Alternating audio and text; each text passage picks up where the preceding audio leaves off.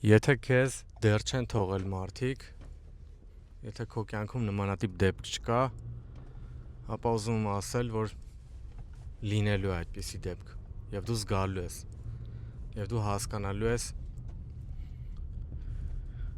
թե դա ինչ է նշանակում, ոչ թե ինչ-որ մի վատ բան է լինելու, այլ լինելու են ընթացքներ, որ դու հասկանալու ես, որ մարդիկ քեզ կթողեն։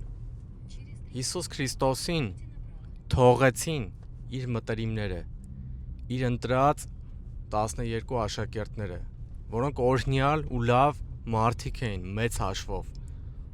բայց այնպես ստացվեց, որ նրանք թողեցին։ Ես ուզում եմ քեզ հստակ ասել, սիրելի լսող, սիրելի քրիստոնյա, քեզ չի թողի մինչև վերջ միմիայն Աստված, ամենակարող Աստված, ով քեզ ստեղծել է, ով քեզ արարել է ոտքից մինչև գլուխ, նա քեզ չի թողնի, ով ուզում է քեզ թողնի, նա քեզ չի թողնի, Աստված օրհնի քեզ։